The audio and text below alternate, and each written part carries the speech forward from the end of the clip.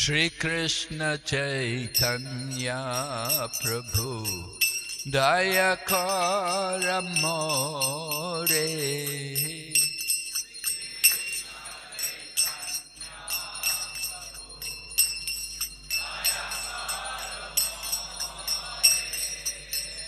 Shri Krishna Chaitanya Prabhu Daya Kara More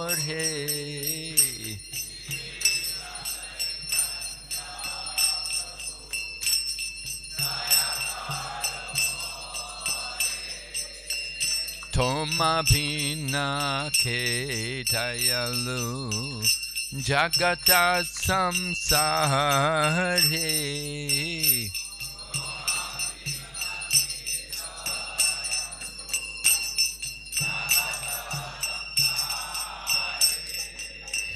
Toma Bhina Ke Dayalu Jagata Samsare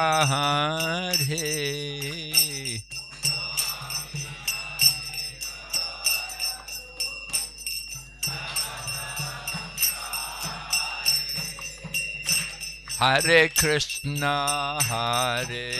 Krishna, Krishna Krishna, Hare Hare, Hare Rama, Rama Rama, Hare Hare.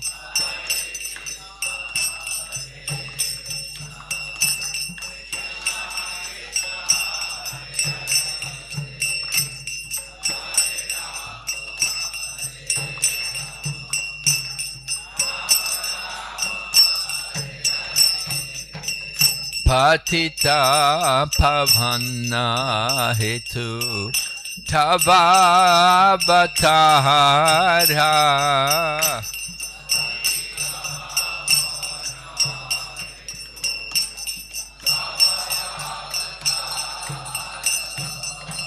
Mosamo Patita Prabhu Napae Beara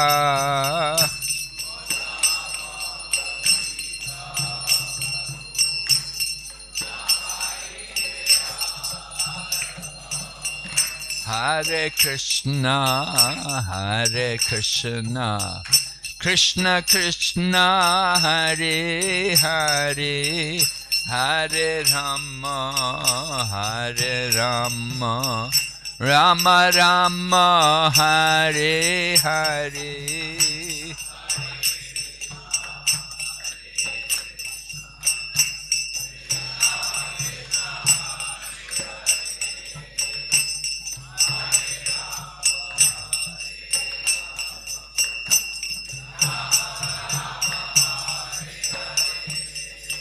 Ha Prabhu Nityananda Premananda Sukhi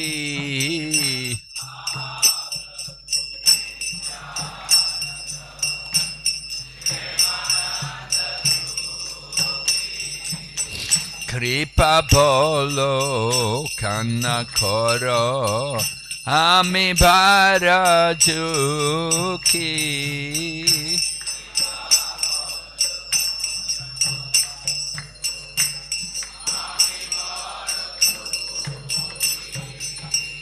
Hare Krishna, Krishna Krishna, Hare Hare, Hare Rama, Rama Rama, Hare Hare.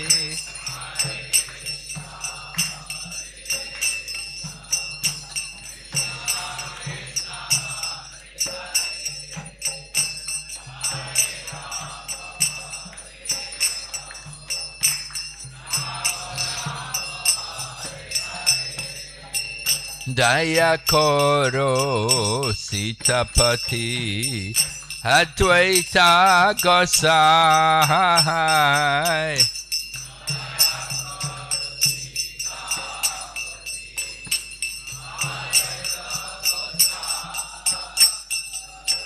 Tava kripa bole pai Chaitanya Nitai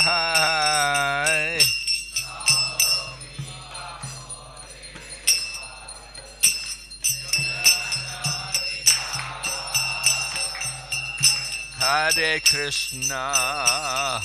Krishna, Krishna Krishna, Hare Hare, Hare Rama, Rama Rama, Hare Hare.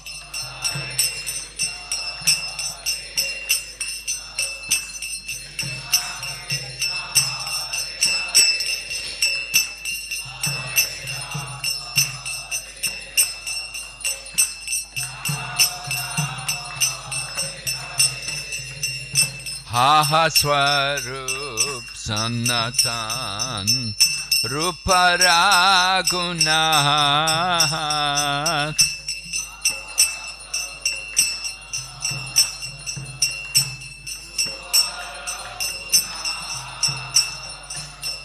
Bhata Yuga Shri Jiva Prabhu Lokana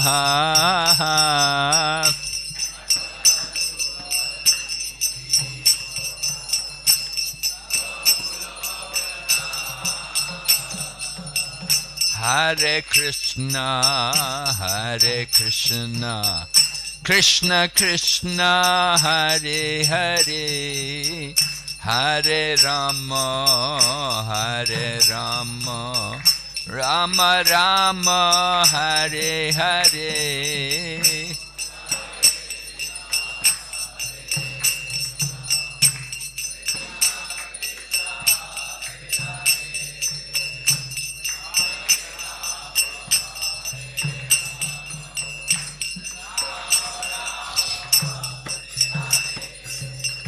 Daya Koro Shri Acharya Prabhu Srinivas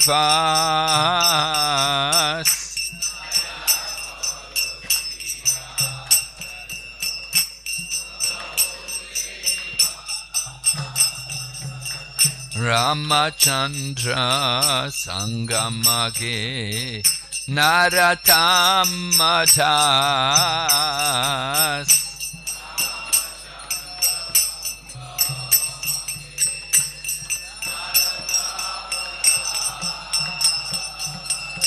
Hare Krishna,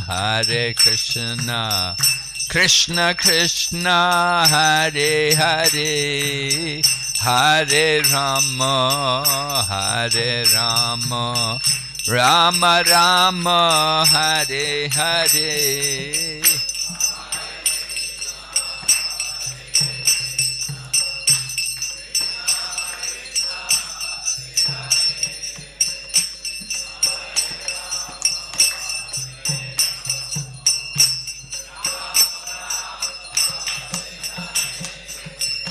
Shri Krishna Chaitanya Prabhu Daya Kara More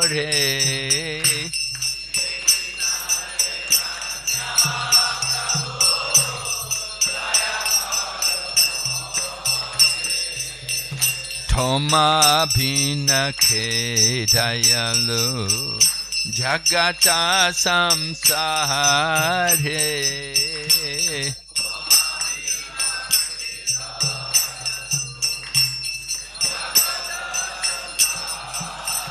Nitai Gaur Haribo,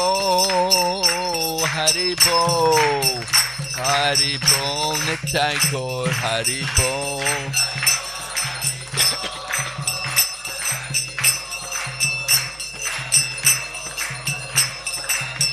Nitai Gaur Haribo, Nitai Gaur Haribo.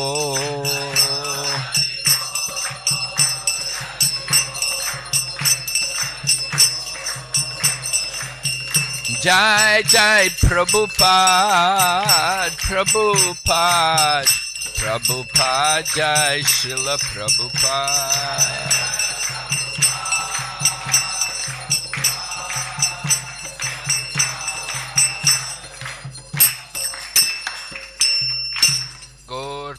Pramanande Hari. No, no, no, no, no, no. Have we got the verse on the board? Yes. Jai Jai Sri Chaitanya Jaya Nityananda. Jaya Dvaita Chandra Jaya Gaur Bhakta Vinda. Jai Jai Sri Chaitanya Jaya Nityananda. Jaya Dvaita Chandra Jaya Gaur Bhakta Vinda. Jai Jai Sri Chaitanya Jaya Nityananda. Jaya Dvaita Chandra Jaya Gaur Bhakta Vinda.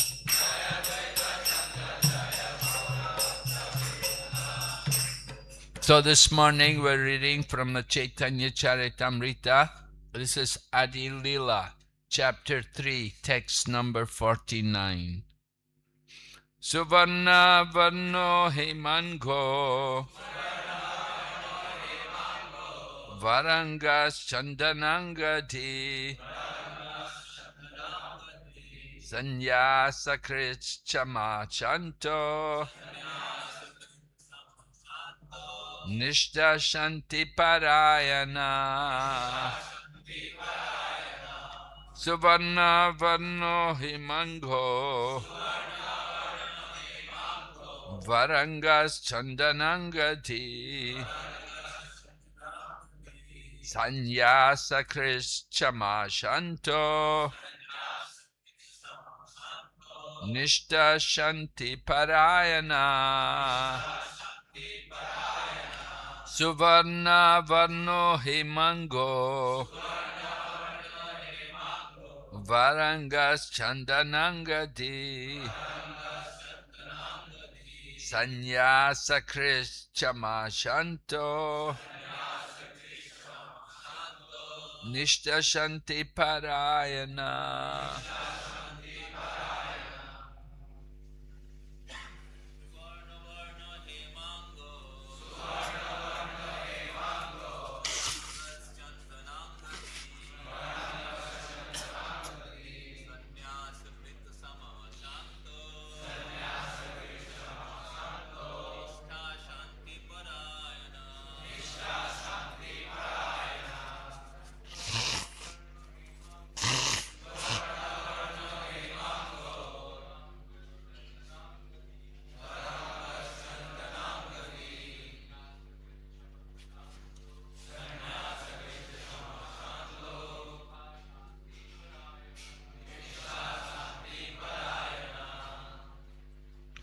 Marriages.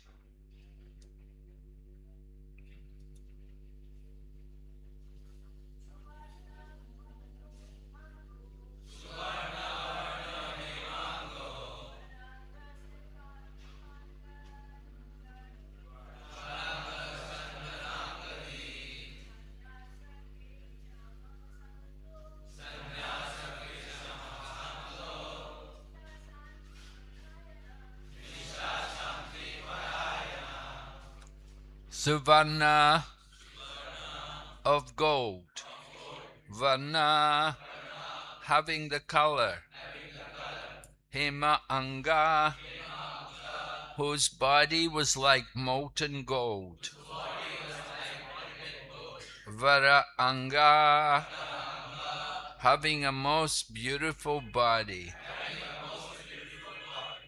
Chandana Angadi whose body was smeared with sandalwood. Sanyasakrit practicing the renounced order of life. Sama equipoised. Shanta peaceful. Nishta devotion. Shanti and of peace. Parayana the highest resort. Translation. In his early pastimes, he appears as a householder with a golden complexion. His limbs are beautiful, and his body, smeared with the pulp of sandalwood, seems like molten gold in his later seems like molten gold. In his later pastimes, he accepts the sannyasa order, and he is equipoised and peaceful. He is the highest abode of peace and devotion, for he silences the impersonalist non-devotees. Purport by Srila Prabhupada. This is a verse from the Mahabharata, Dhanadharma Vishnu Sahasranam Stotra. In his commentary on the Vishnu Sahasranam, called the Nam Artha Shuddha, Srila Baladeva Vidyabhusan, commenting upon this verse, asserts that Lord Chaitanya is the Supreme Personality of Godhead, according to the evidence of the Upanishads. He explains that Suvarna Varna means a golden complexion.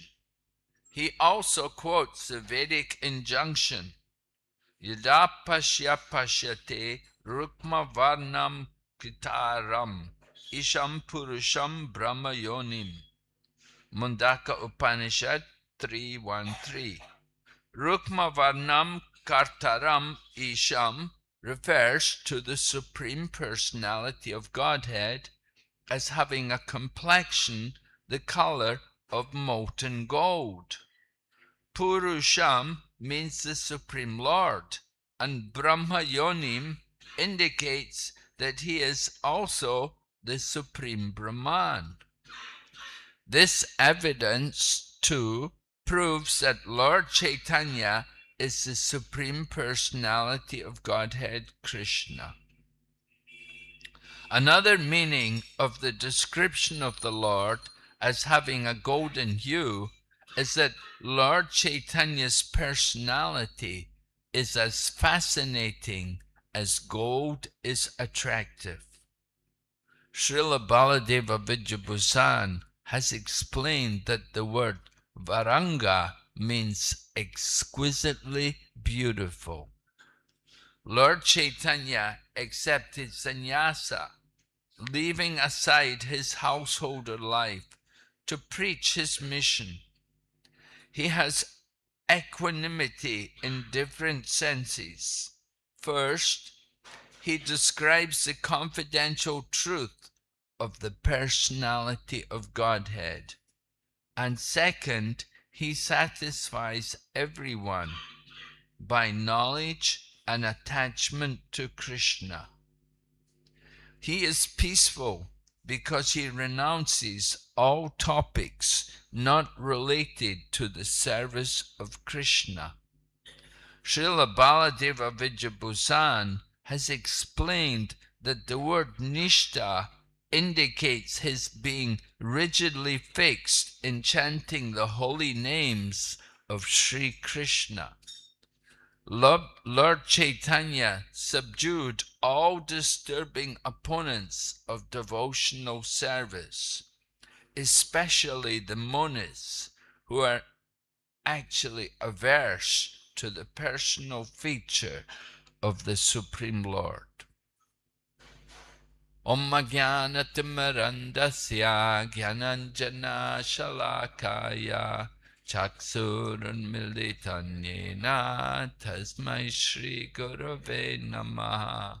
Shri Chaitanya Manobhistam Stapitam Yena Bhutale Swayam Rupa Kadamayam Dadati Swapadantikam.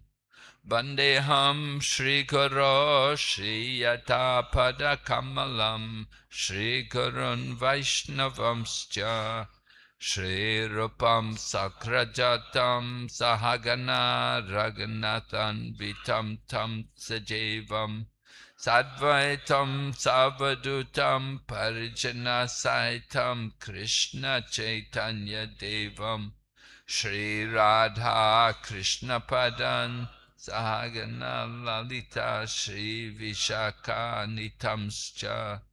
Hey Krishna Karana Sindhu Dinabandhu Jagatpate Gopesha Gopika Kanta Radha Kanta Namostate Tapta Kanchana Gorange Radhe Vrindavaneshwari Vrishabhanu Sute Devi Pranamami Hari Priye Vanchakalpatarubhyascha kripa sindhu bhayevacha patitanam pavanebhyo vaishnavibhyo namo namaha. Nama Om Vishnu Padaya Krishna Pristaya Bhutale Srimati Bhakti Vedanta Swaminiti Namine Namaste Sarasati Devi Gauravani Pracharine Nirvisesha Sunyavadi Paschatya Desatarine. Jai Shri Krishna Chaitanya Prabhu Nityananda Shri Advaita Gadadhar Shri Vasade Gaur Bhaktavinda. Hare Krishna, Krishna Krishna, Hare Hare, Hare Rama, Rama Rama, Hare Hare. No need translation.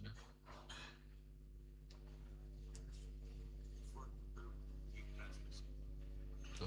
Hare Krishna, যাদের অনুবাদ দরকার ওখানে আমাদের ব্রহ্মদেব প্রভু আছেন, ওখানে উনি অনুবাদ করছেন। আপনারা যাদের অনুবাদ দরকার ছিল হাত তুলেছিলেন, মহারাজ চান যে আপনারা যাতে বুঝতে পারেন ওখানে বসতে পারেন, ওখানে জায়গা আছে, তারা ট্রান্সলেশন করে দেবে। হরে Krishna. Okay. All right, so this is one of the very famous verses in relation to Sri Chaitanya Mahaprabhu.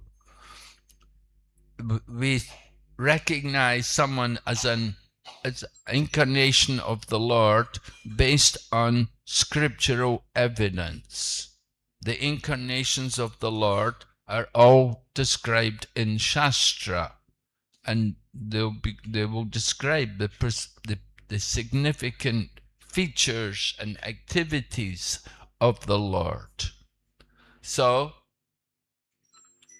to support Sri Chaitanya Mahaprabhu's position as being the incarnation of the Lord in this age of Kali, it's important to have scriptural evidence.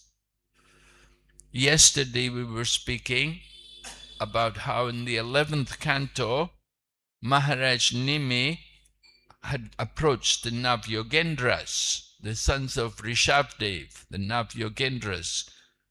Rishabdev had 100 sons. 9 of them were Bhagavat devotees. They were traveling and preaching the message of Bhagavatam. They're described as being the Navyogendras. So, one of them, named Karabhajana Muni, he replied to Maharaj Nimi, and he described the Lord's incarnations in each age. And he quoted Srimad Bhagavatam also, how at the time of the birth of Lord Krishna, Gargacharya had come to do the name-giving ceremony. And at that time, Garga Acharya had told how this child, Krishna, he comes in different ages with different color. And he said, in the Satya Yuga, he came the white color. In the Treta Yuga, he had the red color. Now, Dwapara Yuga, Lord Krishna, he was the blackish color. And in the future, he will have the yellow color. So here we see Chaitanya Mahaprabhu is described that his color is golden. And Suvarna Varna Himango, right? Suvarna, of gold. So golden color, it's yellowish in color. So like that, Chaitanya Mahaprabhu, his description fits in with Chaitanya Mahaprabhu, the yellowish color. So Karapajana Muni went on to describe the Lord's activities in the Kali Yuga. Krishna Varnam Tivish Akrishnam Sango Pangrishta Parshadam Yagnae Sankirtan Prae Yajanti Sumedasaha. Right? Sumedasa. Intelligent, purified people with a good brain. Sumedasaha. They will take part in the Sankirtan Yagya. Kali Yuga Dharma Hari Nam Sankirtan. The Dharma for the Kali Yuga is to take part in Harinam Sankirtan. It is the real yagna in the Kali Yuga. In fact, it's the only yagna we can actually do properly in the Kali Yuga. We try to make a show of doing other yagyas, but the real yagna is the chanting of the holy name. So Chaitanya Mahaprabhu spent his time chanting the holy name. Krishna Varna, his activities, his occupation was all in relation to Krishna, chanting the holy names of Krishna from his very birth. That he appeared on this day in 1486, so it's like 540 years ago now, and it was this day of Purnima. It was holy, and there was also an eclipse, just as there's an eclipse today. When Chaitanya Mahaprabhu appeared 540 years ago, there was also a lunar eclipse. And so when there's the lunar eclipse, it was customary, it's not so fashionable today, but in the past, people followed the Vedic culture, and they understood that when there's an eclipse, it is not auspicious.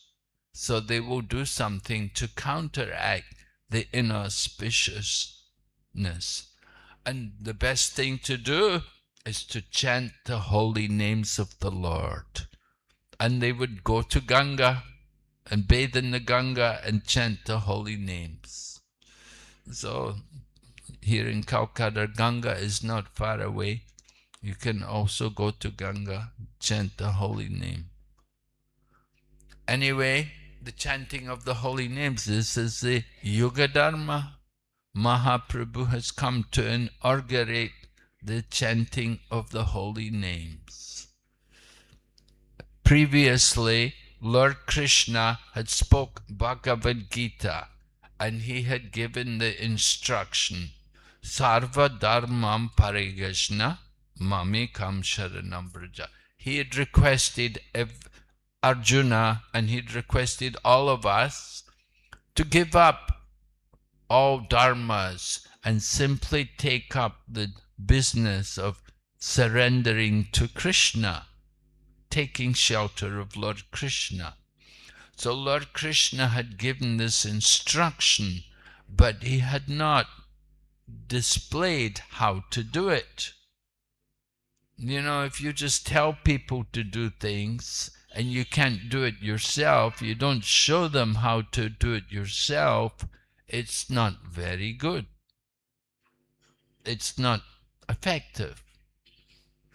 Probably you have experience of this. All right? I give the example about the teachers. They will say, don't smoke. But we say, but sir, you smoke. All right? And so teaching has to be better than just giving instruction, is to give the example. It is said, example speaks louder than words. So Lord Krishna had spoken the words, and he had asked everyone to surrender, but he had not yet displayed how to do it. So he comes again. He comes in the Kali Yuga, and his purpose is to show everyone how to surrender to Lord Krishna. And that surrendering process is done through chanting the holy name, dancing, and taking Krishna prasadam. These very simple but very powerful spiritual activities actually give us the opportunity to awaken our real self and to become God conscious. Lord Sri Krishna wants to show everyone how to develop love of God.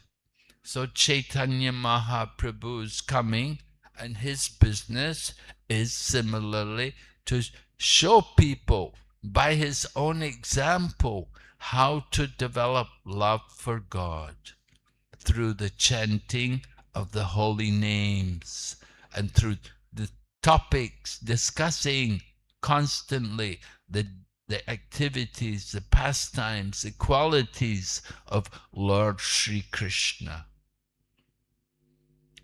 We say Chaitanya Mahaprabhu is Lord Krishna, but he has come in a different mood.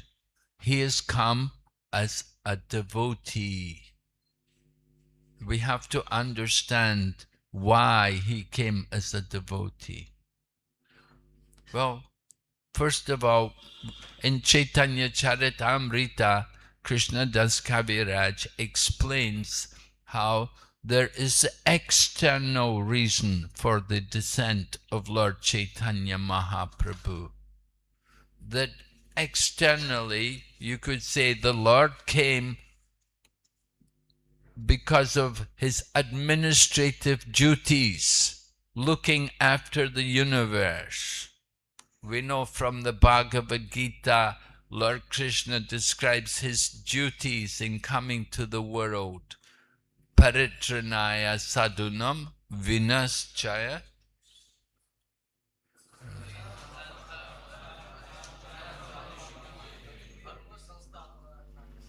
Right, so he has his administrative duties, killing the demons.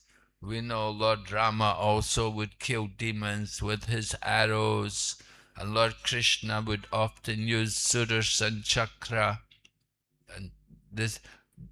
But that kind of work, Lord Sri Krishna doesn't have to do that himself. Lord Vishnu can do these kind of things, you see? Lord Vishnu, he can do that kind. He's more active in the administrative duties. Lord Krishna, who is the Supreme Personality of Godhead, Swayam Bhagavan Sri Krishna, he comes for a very special purpose. He comes to display his transcendental pastimes, to give pleasure to his devotees. And who are those devotees? His most confidential devotees are the people of Vrindavan. And we see from the moment of Lord Krishna's birth in Mathura, he immediately wants to go to Vrindavan. He wants to go there and be with the family of the cowherd people. And it was arranged that Vasudeva was able to take Krishna there. So Lord Krishna has that appreciation for these devotees because they have so much love for him. They have a very special type of love, a love which is different from ordinary devotees. Ordinary devotees, we follow the rules and regulations, what is called Vidhi Bhakti, following the different rules of the scriptures, Wake up early in the morning, go to Mangal Arti, put the tilak on the body, chant the holy name fixed number of times, different things which we do. It's all part of Vidhi Bhakti. But the people of Vrindavan are beyond that. They've transcended that. They're above the rules and regulations. They have spontaneous love for Krishna, what is called Raga Bhakti. And this is a very special mood of loving devotion, pure devotion. Our devotion is often mixed with desires for fruitive activities and philosophical speculation. We often think about our own liberation. Oh, I don't want to come back to this world. I want to get liberation. We think in that way. That is the mood of Vaikuntha. People who go to Vaikuntha, they have that kind of thinking, that they want to enter, to get free from material life. But the devotees who have this Raga Bhakti, they're not thinking about their own self. They don't think about where they're going to go. Their only thought is Krishna and service to Krishna, and the mood of serving Krishna in complete surrender, giving up all material desires. So Lord Chaitanya Mahaprabhu, he is coming to give this kind of taste, to give this kind of love to Krishna, Raga Bhakti. No, Lord Krishna himself, he was attracted to the people of Vrindavan, and he enjoys their loving devotion. But he has the greatest appreciation for Srimati Radharani, because she has so much intense love for him. And he saw that in his dealings with these gopis of Vrindavan, he saw that they were getting more pleasure than he was getting. Now Lord Krishna likes to enjoy, just like all of us. We like enjoyment. We want enjoyment. Lord Krishna, he wants the supreme enjoyment, more than anyone else. And he saw that in his dealings with these different gopis, that they were getting more pleasure than him. So this was a disturbance. This was not satisfying to Krishna. That I want to enjoy, but this Radharani is enjoying millions of times more than me. We often give the example, just like in the material world, you know. I mean, not so much today, but the way it used to be, women would be at home and the men would go to work, right? The men go to work, make the money, and bring it to the wife to spend, right? That the wife is enjoying, right? Her husband goes off to work and the wife stays at home and enjoys. Let's say the gopis, they're enjoying with Krishna. They're seeing how much Krishna, how he's so wonderful. They're so attractive. They're attracted to Krishna. So Krishna, he's saying, they're getting so much pleasure from seeing me. I don't feel the pleasure myself. I want to enjoy like them. I want to take that mood. I want to come in their position. Then I can experience that pleasure. That was one reason. That Lord Krishna, you see, there's the abode of love and there's the object of love. The abode of love is called the Vishaya, or the Ashraya, and the object of love is the Vishaya. So Lord Krishna is the transcendent, he is the object of love, and the abode of love is, that's there in the gopis, and particularly in Srimati Radharani, the Ashraya. The Ashraya and the Vishaya. Lord Krishna is the transcendental object of love, and Srimati Radharani and the gopis, they're the abode of love. Lord Krishna, as the object of love, he does not enjoy as much as those who are the abode of that love. So Lord Krishna wants to come in that position as the Ashraya instead of the Vishaya. He wants to experience what is that pleasure, to see that and to appreciate the wonderful qualities which are there in Krishna. Just like Lord Krishna has so many wonderful qualities. He's Bhagavan. He has all the opulences. But the gopis are enjoying more than him. Although he's got everything, but still these other people, these gopis of Vrindavan, they're enjoying greater than he is. So he wants to experience that love. He wants to understand more, to appreciate more.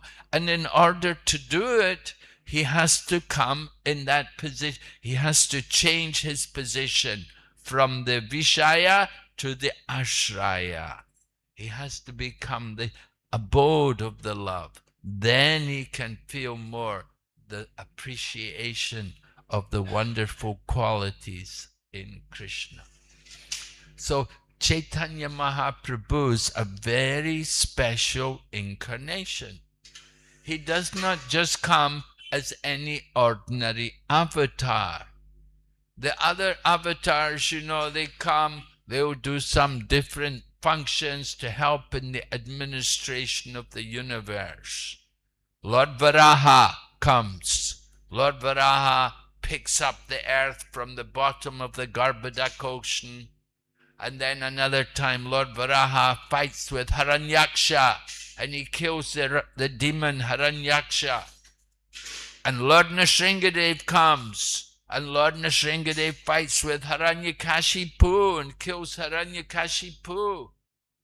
And Lord Rama comes and Lord Rama has his astras and he kills so many different demons who are particularly Ravan and Kumbhakarna, these people, those who were disturbing the social order, threatening the great sages who were all living in the forest.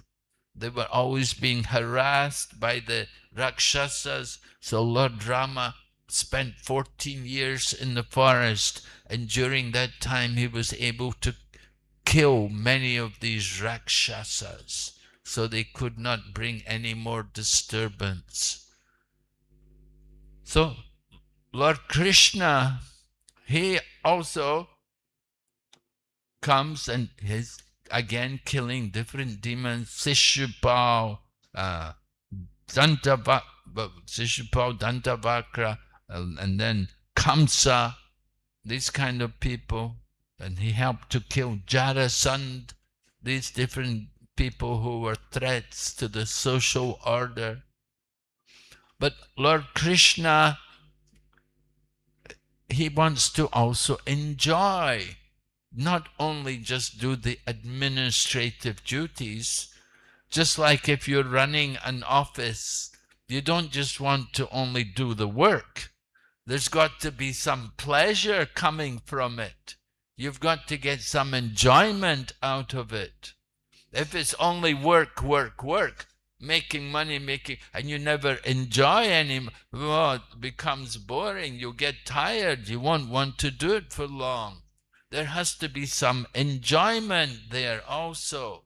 So Lord Krishna, he also wants to enjoy, but he saw they're enjoying more than me. Now, when we see people enjoy more than us, wow, I want to enjoy like them, you know. Someone's got the new iPhone. I want to get the new iPhone, right? Something like that, you know. So, let's say, you know, Lord Krishna wants to enjoy. Why should these people enjoy so much, many more times than he is enjoying?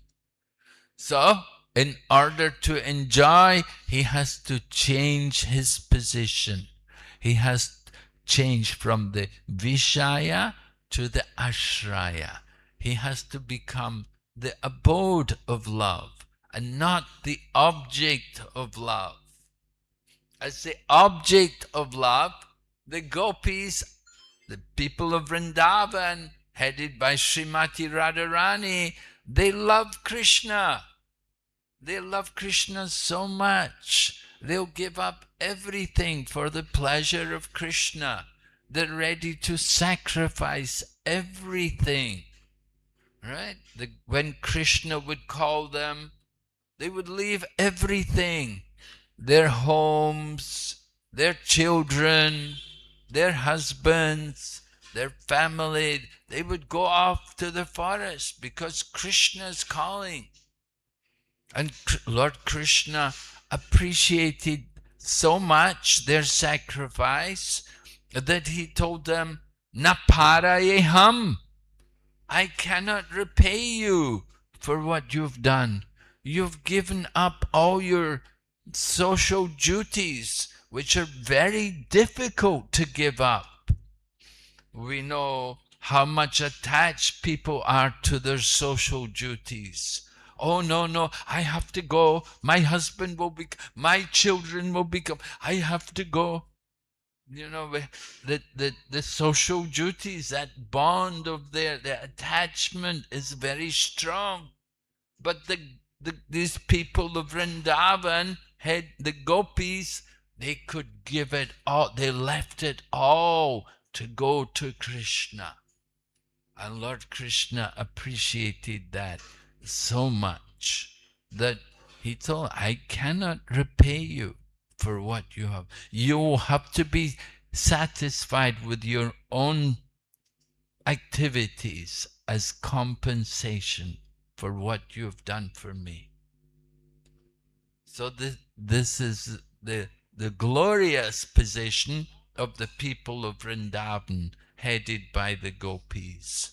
And of all the gopis, Srimati Radharani is the greatest, because she has the most intense love for Lord Krishna.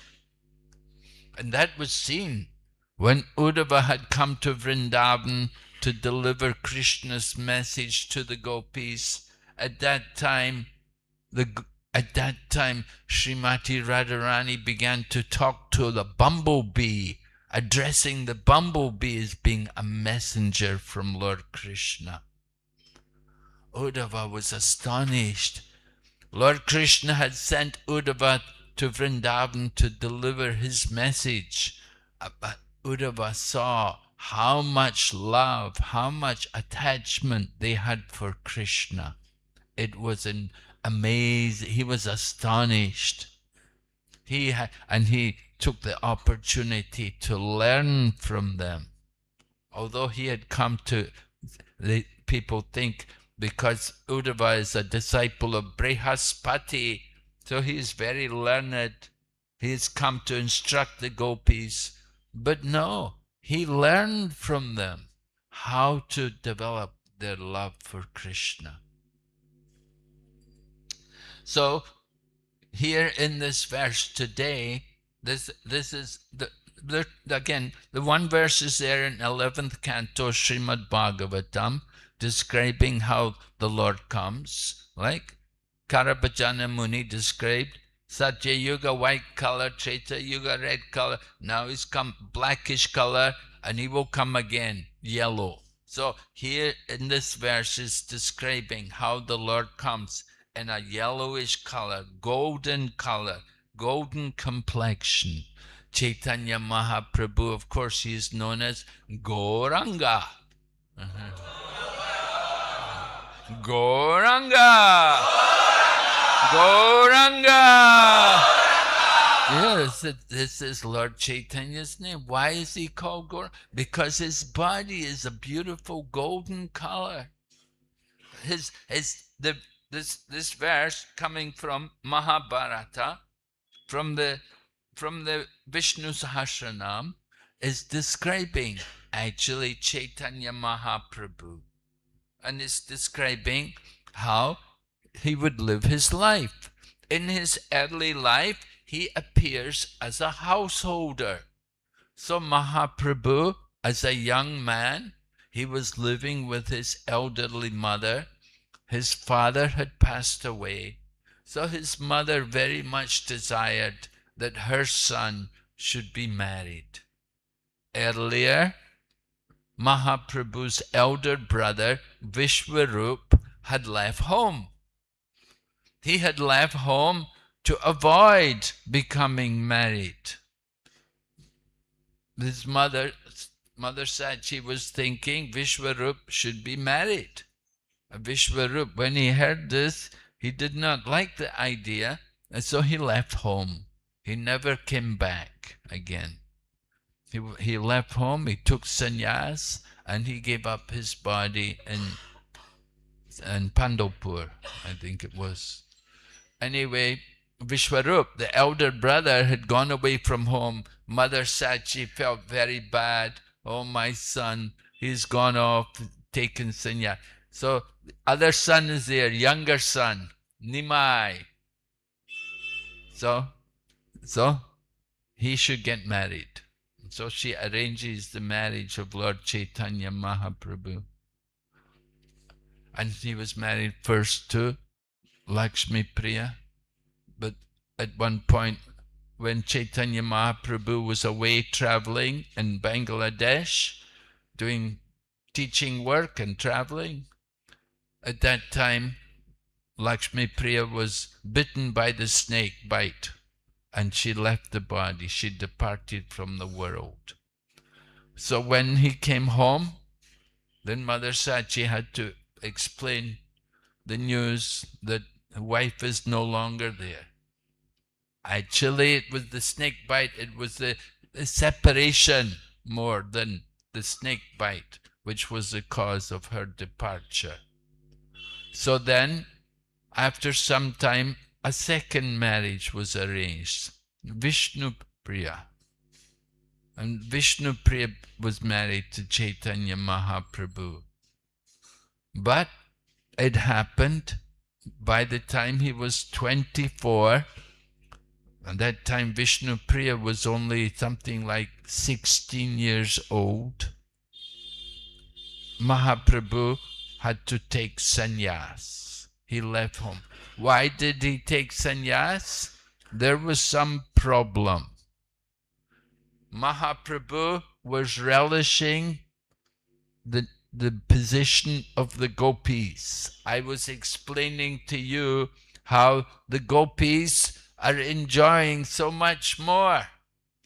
Just like in Vrindavan, people all take shelter of Srimati Radharani.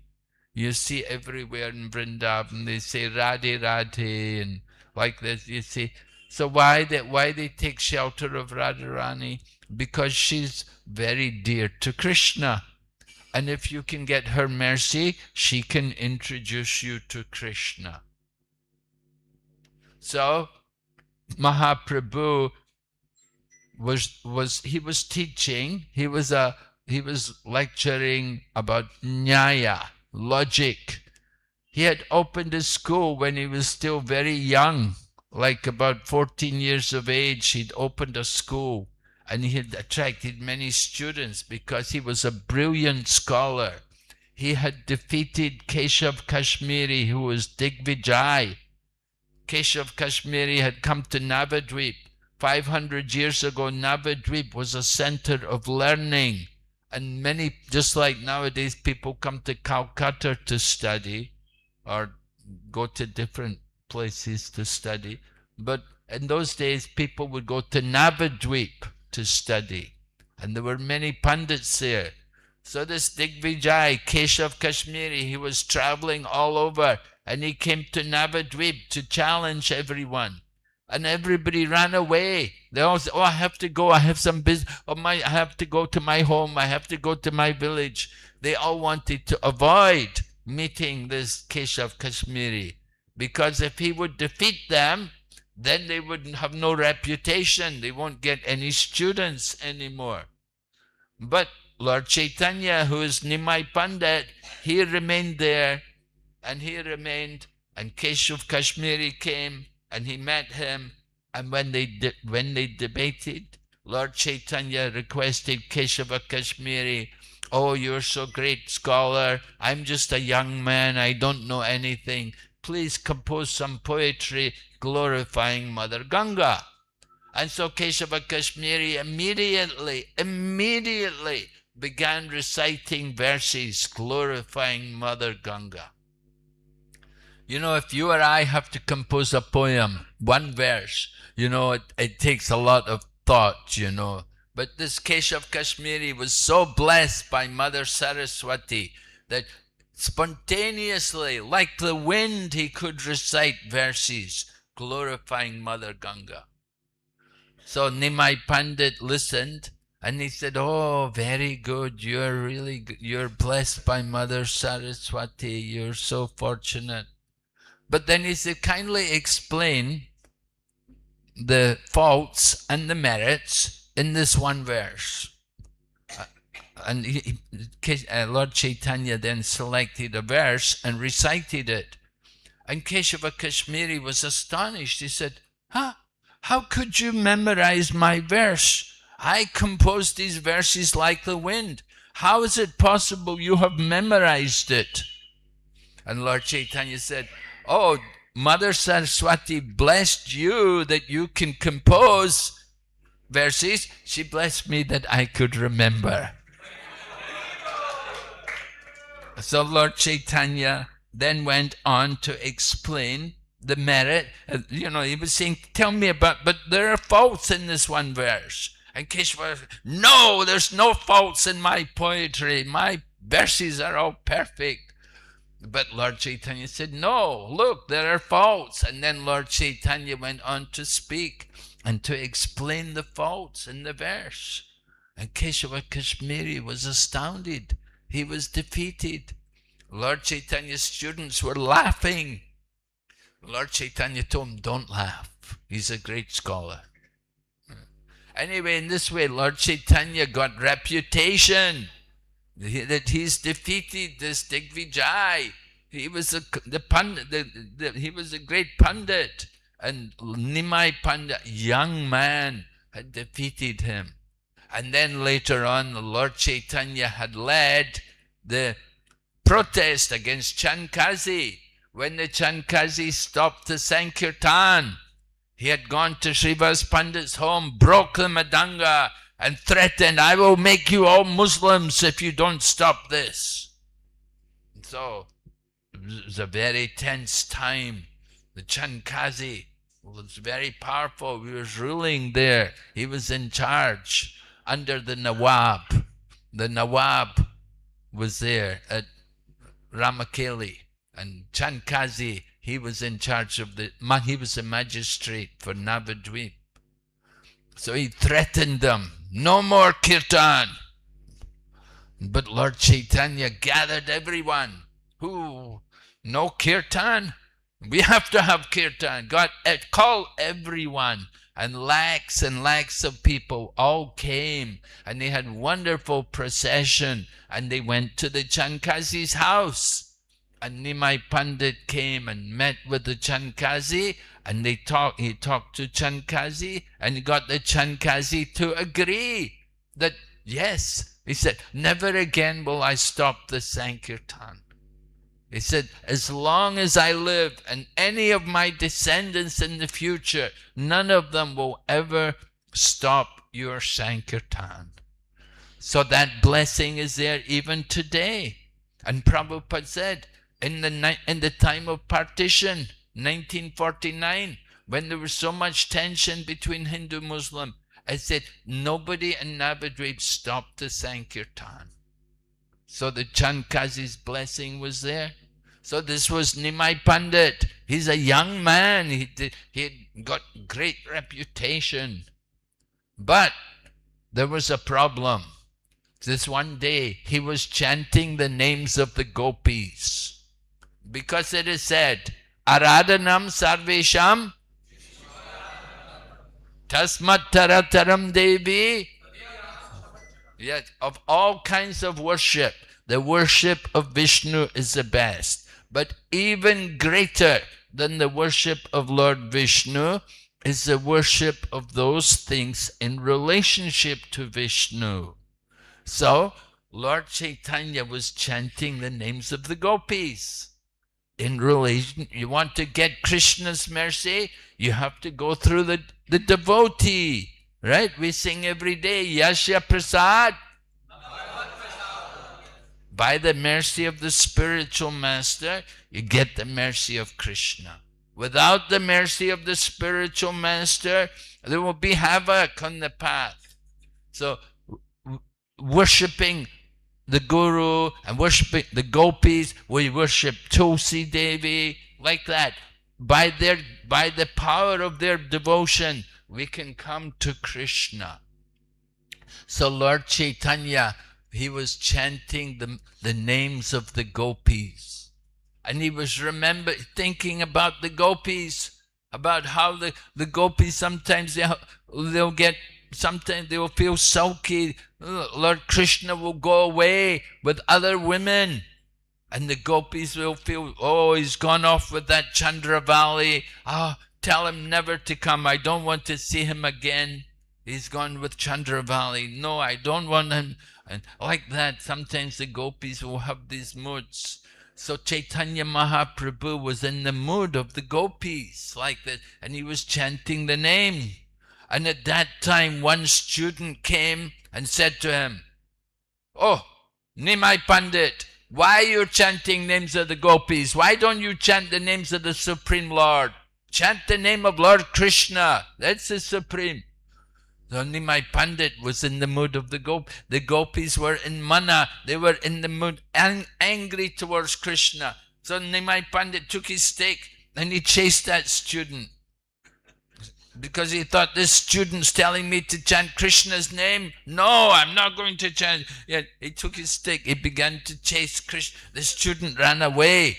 And the student went and told all the other students that Nimai Pandit, he's become proud. He was going to beat me with a stick. I had to run away. And all the students said, what? He said, we will go and we will beat him. So when Lord Chaitanya, Nimai Pandit, when he had understood this, he thought, I have come here to deliver everyone. Now if they're all going to beat me, they'll all go to hell. So my purpose will be defeated. So how can I get these students so that they will properly respect me? So he thought, I have to take sannyas. I have to renounce the world. Then they will respect. And so it happened. This was one reason why Mahaprabhu took sannyas. There was other reasons. Like one time, every night they were having kirtan at the home of Srivas, and they were having kirtan. The one Brahmana, one materialistic Brahmana, he wanted to come to the kirtan. But at this time, the kirtans in Srivas, they were not open to the public. They were for the devotees. When you have just the real, your own devotees there, then there's more mood. Just like this morning, the kirtan's very nice because you're all devotees. But when you go to Rath Yatra or maybe this afternoon when the program comes, there'll be a lot more public there. The mood will not be the same. The mood is greater, it's more intense among the devotees. So Lord Chaitanya wanted, he was having kirtan in the home of Srivas Thakur just with the devotees. And this Brahmana, smarter Brahmana, he wanted to come. He said, I want to come. The Lord Chaitanya said, sorry, no, you can, we don't, it's not public, it's not for everyone, you cannot come. The Brahmana said, if I cannot come, then I will curse you. And he took his Brahmin thread, broke his Brahmin thread. He said, I curse you. You will never enjoy material life. Oh, would you like that curse? Right? You will never enjoy material life. Right? You want that curse? Mahaprabhu thought, oh, Haribol. Very nice. Huh? So then, if you don't want to enjoy material life, better take sannyas. So Mahaprabhu did that. He went off and he renounced the material body, the material life. He gave up his household life. If you go to Mayapur, there's the one place near Doya Ghat. Near Doya Ghat, where Mahaprabhu entered into the Ganga. He swam across the Ganga and then went to Katwa. And he went to Katwa. Keshava Bharati's ashram was there at Katwa. And Mahaprabhu went there and took sannyas. So as a young man, he was a householder. But then, in the older age, he accepts the sannyas. His later pastimes, right? First 24 years were spent in the family life. And then 24 years in sannyas. And of these 24 years, 6 years were spent traveling around India, walking to all the holy places and visiting different places and giving the holy name. And then he came back to Jagannath Puri and stayed 18 years in Jagannath Puri. So the Mahabharata describes Chaitanya Mahaprabhu's mood, that he is equipoised and peaceful. That's important, right? We have to be peaceful. We have to be satisfied in Krishna consciousness, not that we're always agitated. He is the highest abode of peace and devotion, and he silences the impersonalist non-devotees. So Chaitanya Mahaprabhu taught us Mayavadi Aparadi, that those people who present the Mayavada philosophy, they are offenders to Lord Krishna.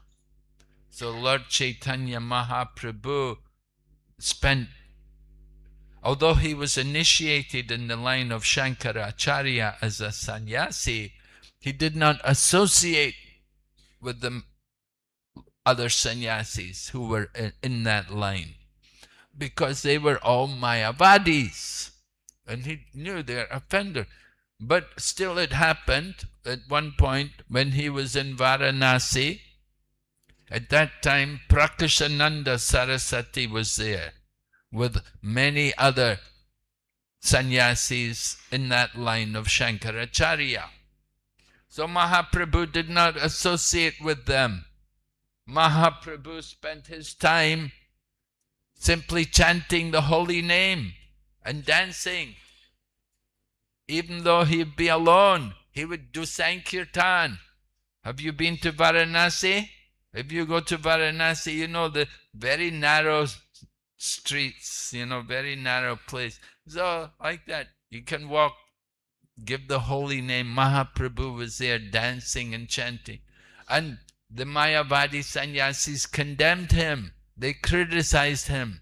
They said, oh, he is a sentimentalist. He's just singing. And people often say that about us. that they see us singing and dancing. They say, oh, just sentimentalist people singing, and they think this is a sentimental movement. We just sing and dance and eat prasadam. But we should also know philosophy. And Prabhupada definitely wanted us to learn. And that's very important for us. That's why we have so many courses for devotees to help them understand the philosophy. So it happened, Mahaprabhu had come to Varanasi, and there were usually Vaishnavas, they don't go to Varanasi. It's not a place for Vaishnavas. It's a place more for Mayavadis, line of Shankaracharya, Buddhists, these kind of people. Anyway, there were two devotees there. There was Tapana Mishra and there was also Chandrasekhar. There were two devotees of Mahaprabhu. They were there.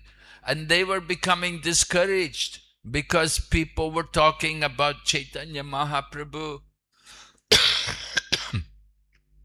he had taken sannyas and he was traveling. He'd come to Varanasi on his way to Vrindavan. And he was singing and dancing the holy name. So, listen, sentimentalist. The business of a sannyasi is to study Vedanta. Mayavadi sannyasis, generally that's all they do. They will sit and study Vedanta Sutra and speculate about what is the message. Right? Just like you read a sutra, but that sutra means condensed. You know, so when it's condensed, you don't get. It's difficult to know what the full meaning is. So Srila Vyasadeva, he wrote Vedanta Sutra, Vedanta, the end of knowledge, but in the form of a sutra.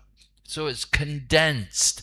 It's not easy to understand the message.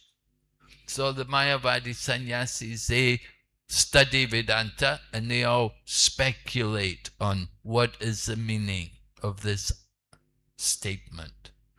Just like Vedanta Sutra begins, Atato Brahma Jignasa. That now, Atato now. Why now? Because now you're a human being.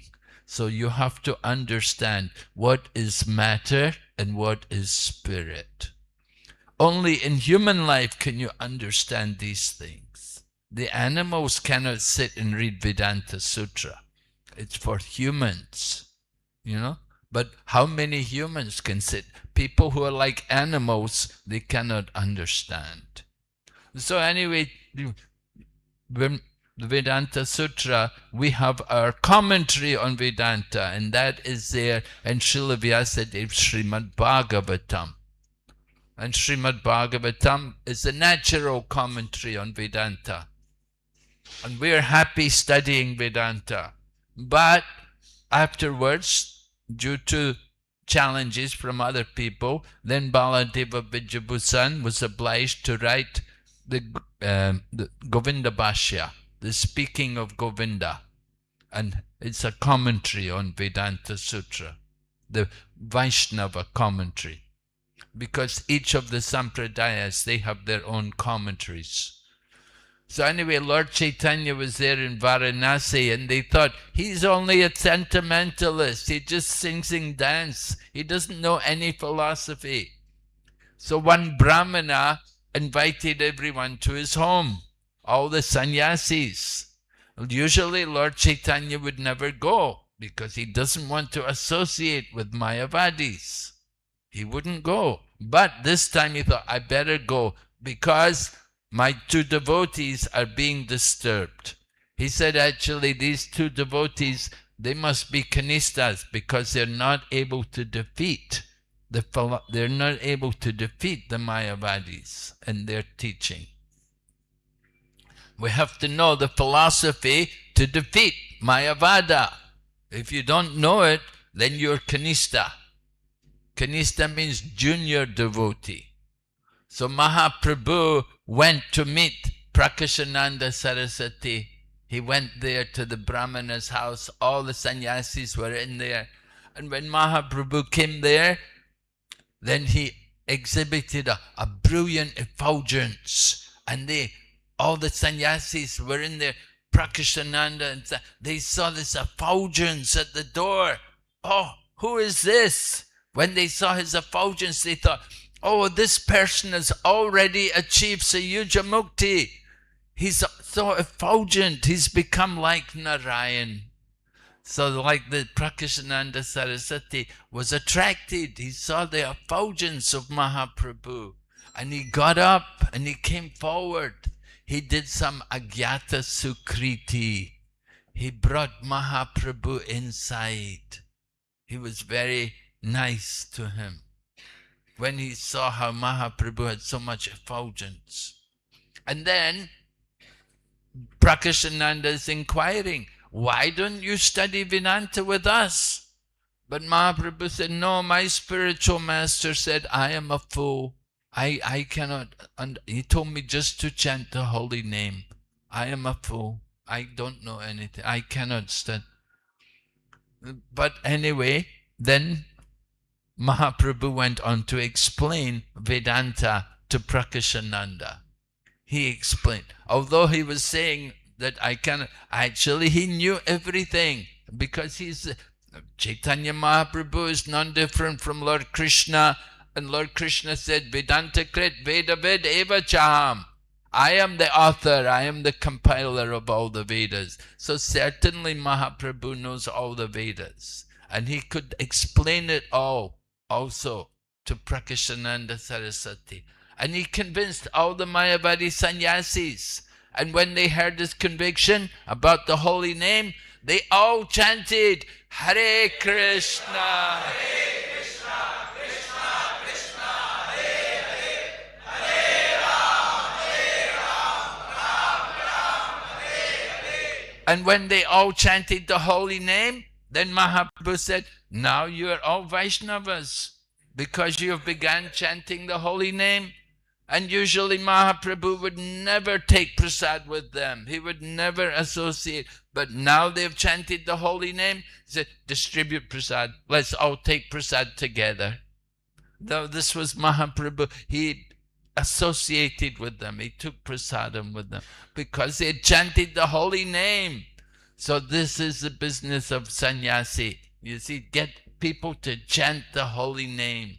So Mahaprabhu, as a sannyasi, he was doing that. Every day there would be Sankirtan. Every day in Jagannath Puri, he would have Harinam Sankirtan with all the devotees. Discussing philosophy, that was only with a very few special souls. But for everyone, the holy name, the Sankirtan movement, that's very important, very powerful. So Mahaprabhu, his life it's all exactly described there in this verse from the Vishnu Sahasranam. So this is a very important verse. It's evidence that Mahaprabhu is the Supreme Lord himself. And he has come in the Kali Yuga to establish the Yuga Dharma, the chanting of the holy names. Okay? So maybe we'll take some questions. Yes, Prabhu?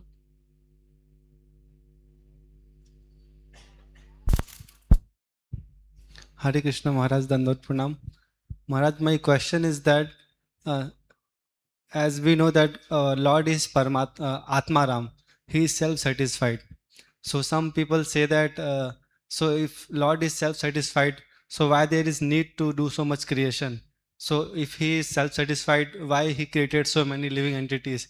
If he is creating living entities, it means that he is not self-satisfied. He is dependent on other to gain the enjoyment. So how we will understand this?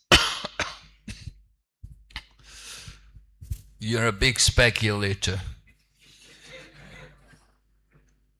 Yes, the Lord is self-satisfied. He's Atmarama.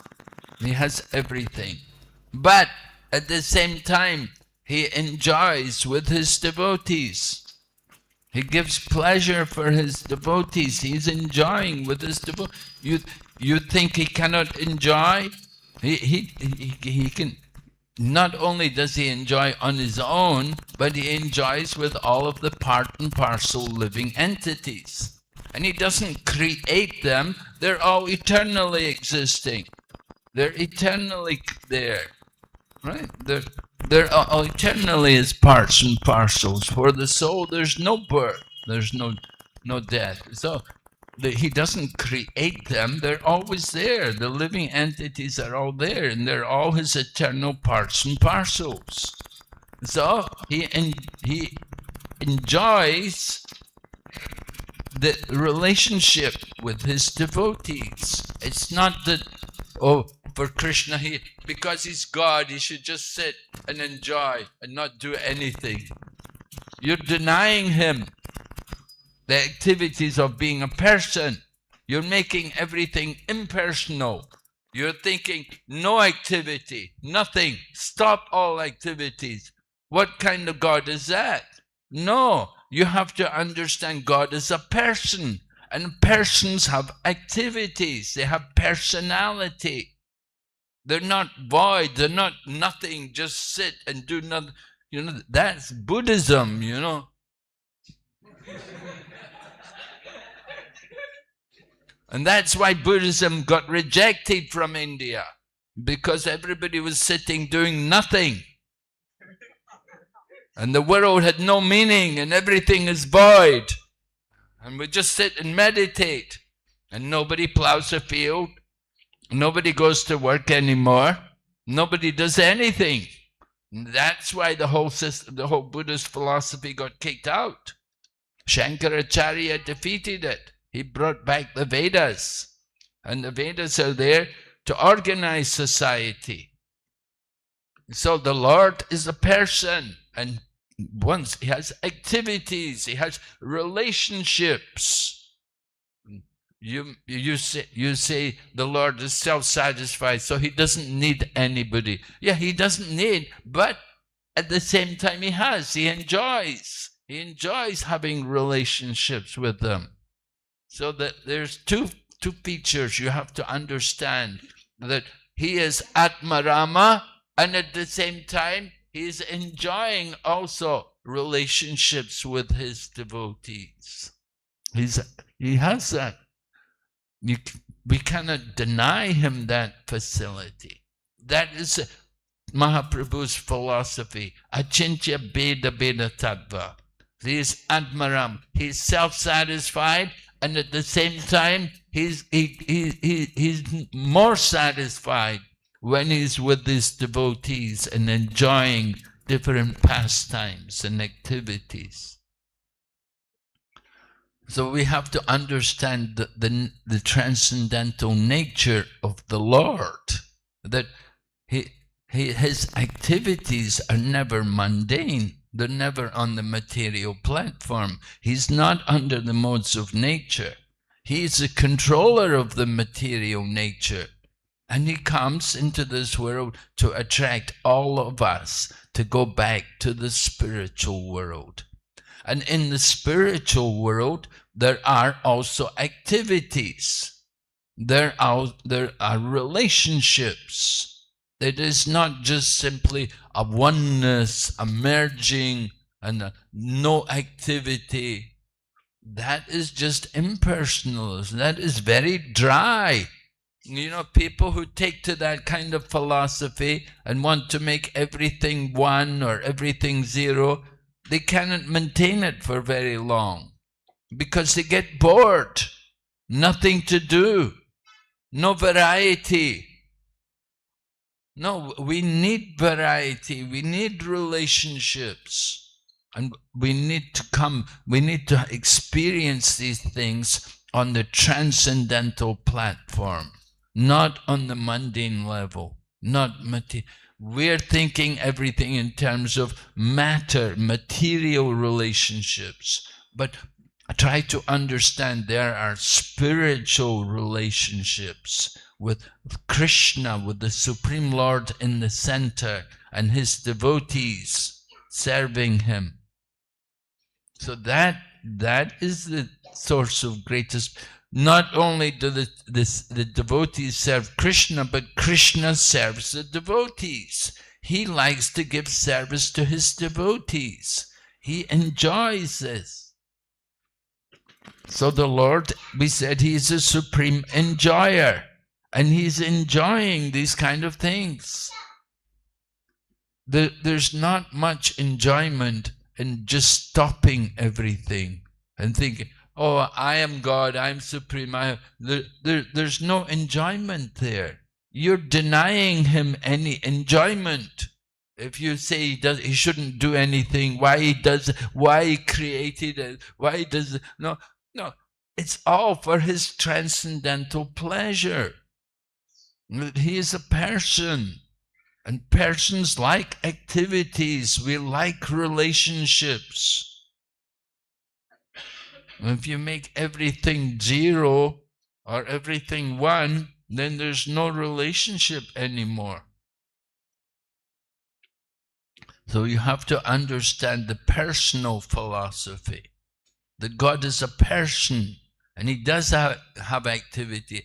And we want to hear, we take pleasure in hearing about his activities and understanding more about his different qualities.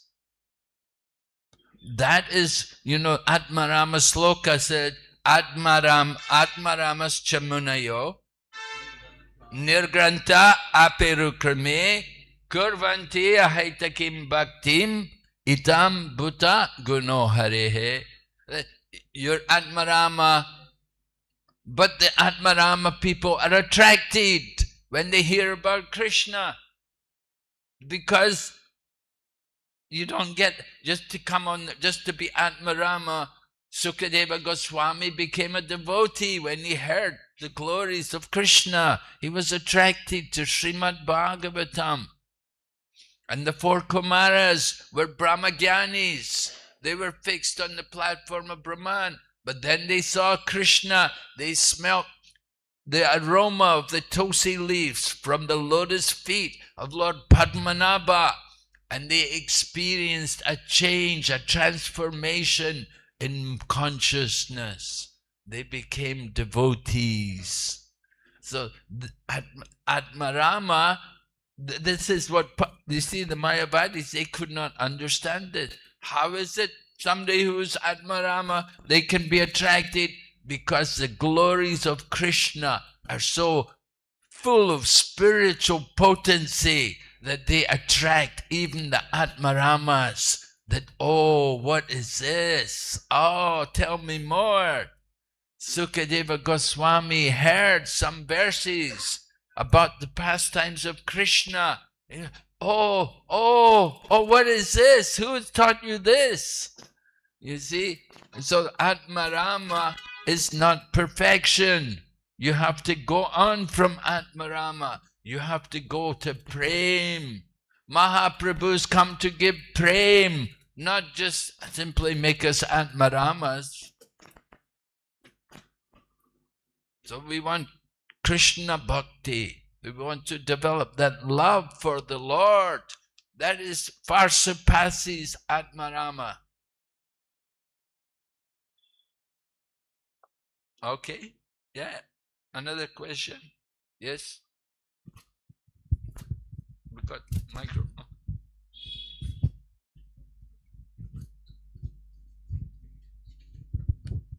Thank you, Maharaj, for the wonderful class. I know of one person, he's Mayavadi, but very attracted to chanting the holy name of Hare Krishna. And I don't live here, but my wife and I run a Sangha, and we thought we'll invite him so he can hear in the Bhagavatam or Bhagavad Gita that we go through in our Sangha.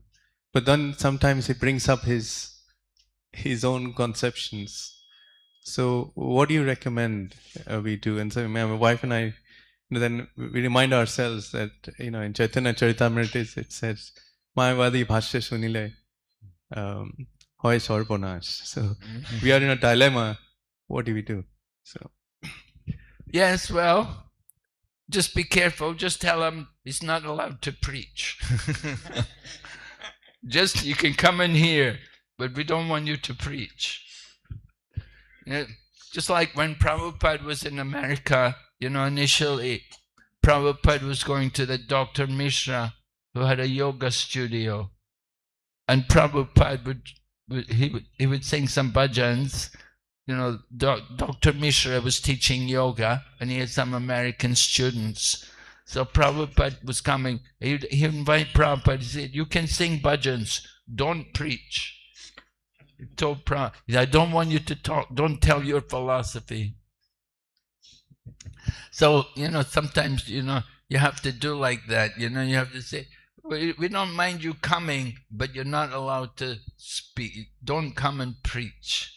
Because, sometimes you get Christians and like that, they want to preach, and they come to our programs and they want to.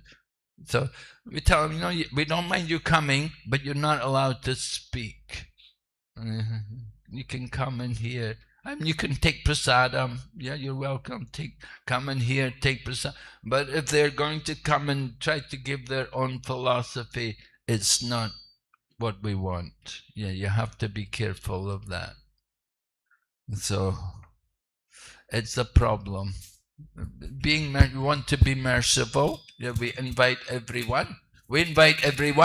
Come and hear, but you're not here to preach. You want to preach, make your own center. Go and make your own place. But Okay, thank you, Maharaj. Yes. Hello. Hare Krishna. Hare Krishna. Hare Krishna, His Holidays, please accept my humble obeisances as your lotus feet. Thank you for sharing the nectar of Gaur Prem and showering it on all of us.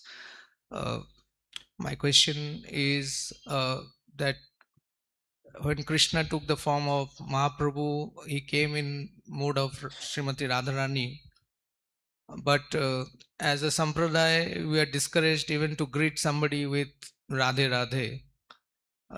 So why is it like injunction as per our sampradaya, or there is some deeper insights or meaning in the Shastra, if you could enlighten? And the other question was that Mahaprabhu in Srivas Angan, he closed all the doors when he was doing Harinam, but same Mahaprabhu, when we find him in Rath Yatra in Puri, he is distributing that Harinam to everybody.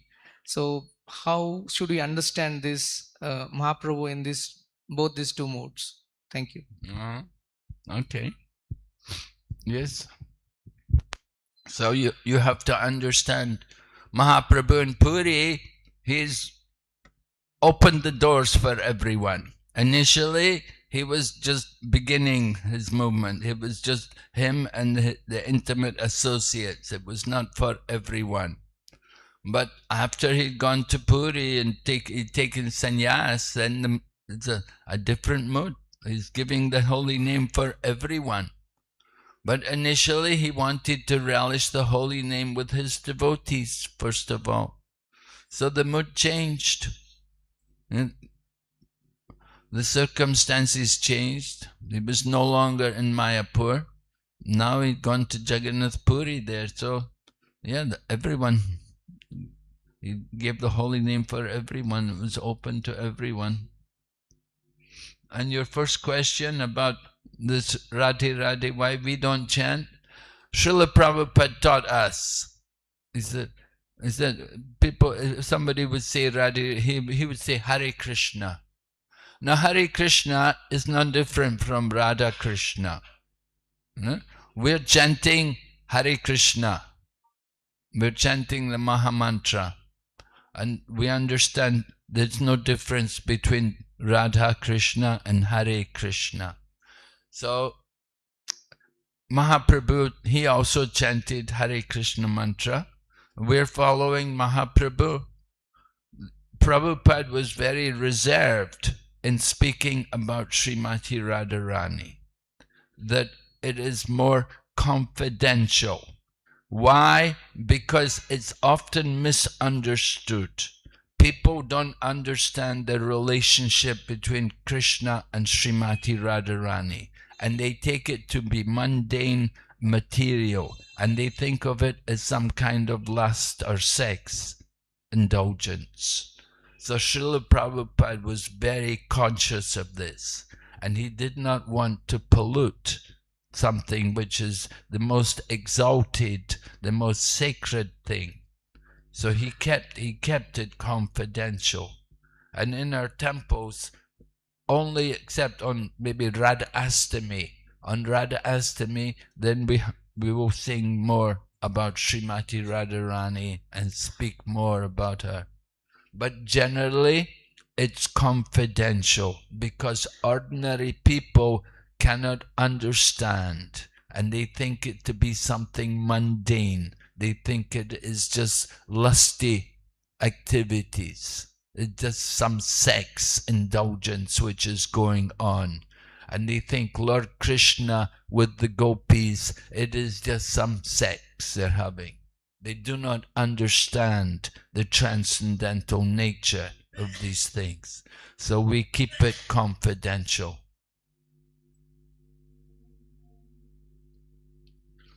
All right? Any, yes?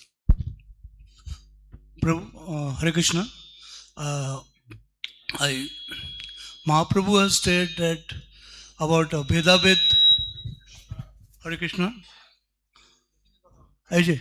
Oh, okay. Ekane. Okay. Yeah. Mahaprabhu, I want to know, please explore about Mahaprabhu's Bhedabhed Tattva. Which Bhedabhed Tattva, what is actually explore it in a proper this thing, in a deep this thing. What is Bhedabhed Tattva of Mahaprabhu? Achintya Bhedabhed. Achintya Bheda Yeah. Tattva. What is that? Yeah, exactly. Well, that is the relationship with the Lord and the living entity. That the Lord is one, the living entity is one with the Lord, in the sense that we're both Brahman, they're one, but also different. The Lord is Para-Brahman, and the living entity is a tiny part of the Brahman. So there's one and different. Inconceivably, Mayavada people, they're thinking we're all the Lord, that there's no difference between the Lord and we can all become God. But no, eternally the Lord is the Lord, and eternally the living entity is the servant. So one and different. Actually, everything is one and different from in the material world. The material energy is all one. It's all Krishna's energy, but at the same time, it's different from Krishna. So this is a teaching of Mahaprabhu. This is the Siddhanta that everything is one with the Lord. It's his energy, his property. At the same time, it's different from him. There's the Lord and his energy. And so the Lord and his energy are one, but they're also different. So this is the philosophy which Mahaprabhu established. The other Vaishnavas each have their own, like Sri Vaishnavas, Vishista Dvaita. And so there's some differences there in the Siddhantas. But they all agree there's one Lord and the living entity is the servant. Vaishnava philosophy means one Supreme Lord and the living entity is the servant. Mamivam Sajiva Loke Jiva Bhuta Sanatana Manashyastani Indriyani Prakriti Stani Karshati. Right? The living entities are all eternally the parts of the Supreme Lord. Jiva Bhuta Sanatana.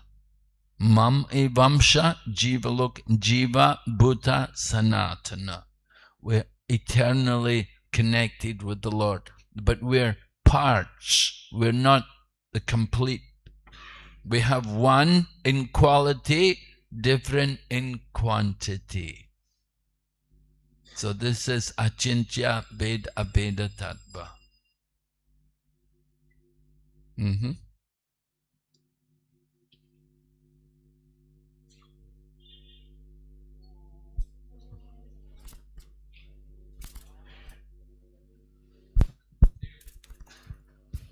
that the living entities are eternally existing and Lord is there. So from that means it is unborn or not created. And from where it came then? How we can understand that? From where it comes, the living entities, the living entities are coming from the body of Mahavishnu. Right? When there's annihilation, living entities all enter into the body of Mahavishnu. They remain in that condition until again creation takes place. Then they come out from the body of Mahavishnu. You're asking when did they begin? But there's no beginning. There's no beginning. They're eternal. Just like when did God, when did he become God? No, he's always God. He's always God. And the living entities, we're always there. There's no time. You cannot say that, oh, God, he became God, like sometimes you say, oh, he became God 2,500 years ago. No. He's always God. And then there's creation, there's maintenance, and then there's destruction. And then again there's creation. Again and again the day comes, and again the night falls. Right? The day, and then night, and then again day, and then night. So the same way there's creation. I remember I was with Jayadvaita Swami. We were in the USA. We went to one college, and he was talking about Krishna, and the student was at. He said, who created Krishna? Where does Krishna come from? We say, no, Krishna, he is the source of everything. Everything comes from him. I said, no, but where does he come from? People who ask this kind of question, they need to go back to the beginner's class to learn. God means that person from which everything comes. You can't say, oh, well, when did he become God? When did he begin? When did it begin? No, it's eternal. He's always God. You cannot say, oh, it became God. The Christians say that. God took birth 3,000 years, 2,500 years ago. It's not like that. God is always God. He's the eternal, and he is, we say, Ishvara Parama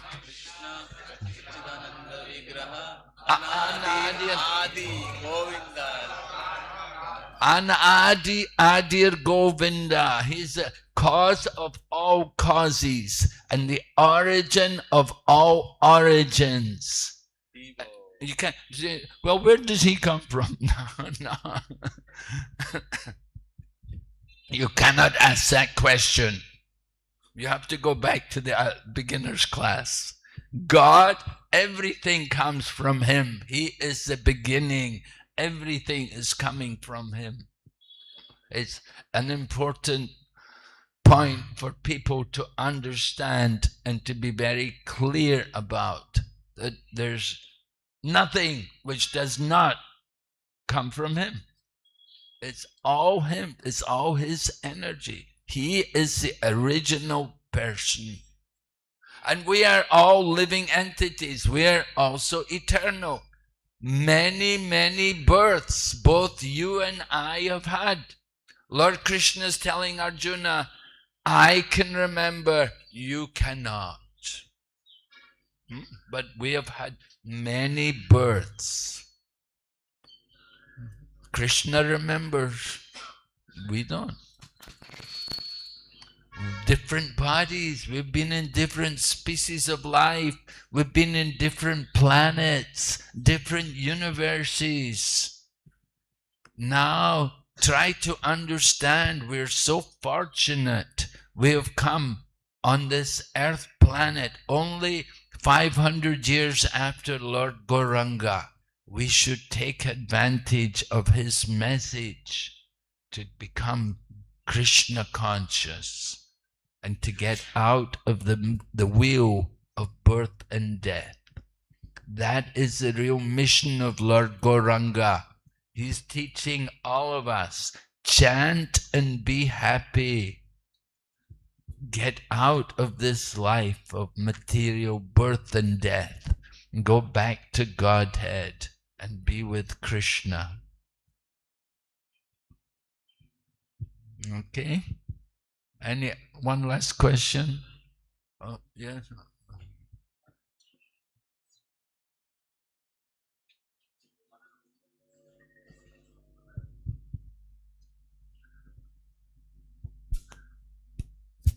Hare Krishna Maharaj.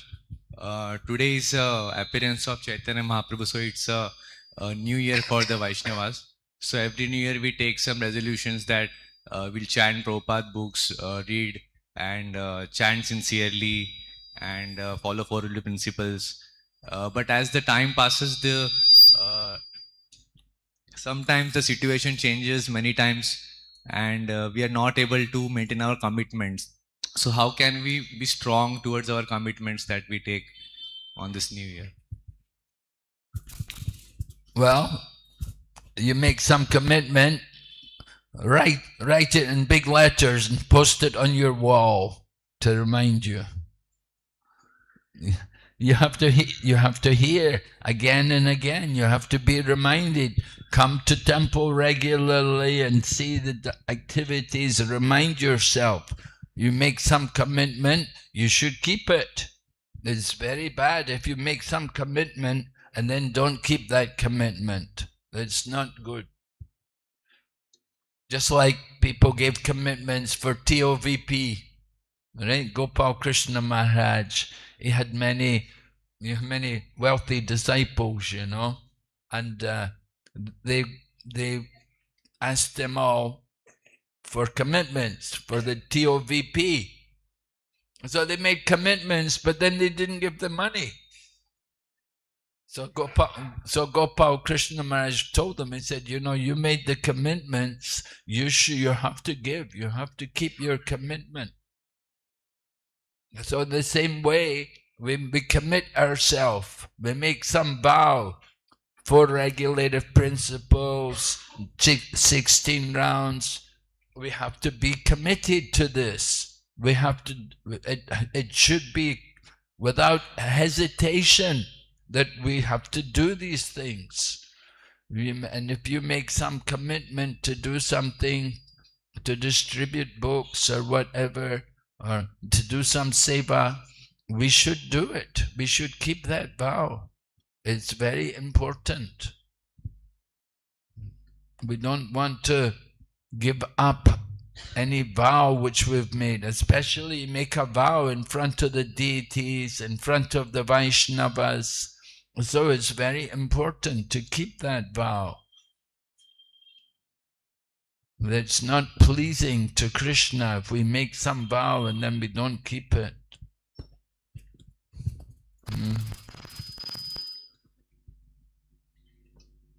Okay, Prabhu.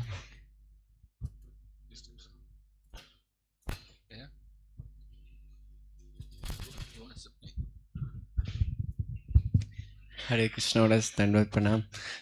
I have one question, Maharaj. Krishna says in Bhagavad Gita that we should surrender unto him, and we also hear that we should surrender unto our gurus.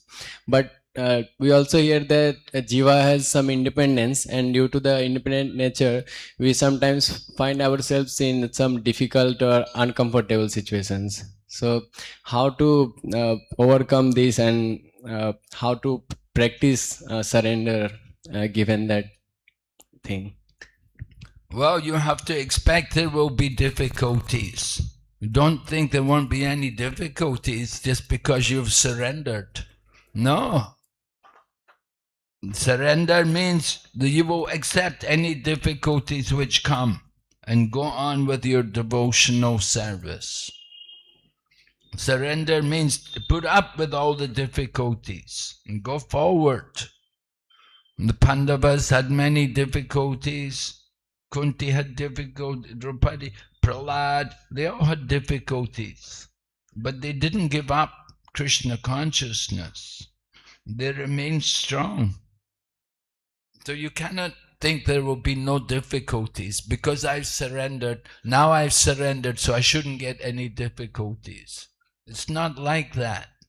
There will be difficulties, but you have to go forward. You have to learn to go on despite difficulties. After some time, the difficulties will cease, just like winter and summer season.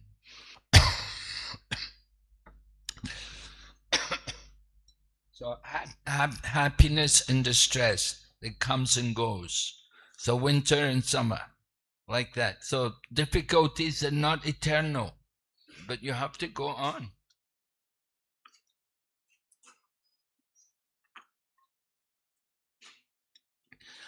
You have to have that determination.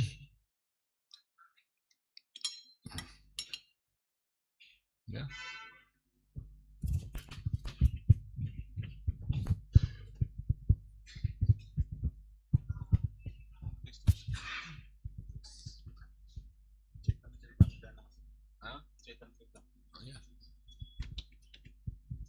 হরে কৃষ্ণ।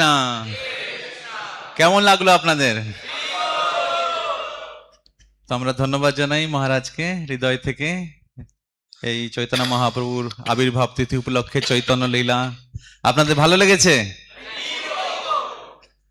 আরো শুনতে চান?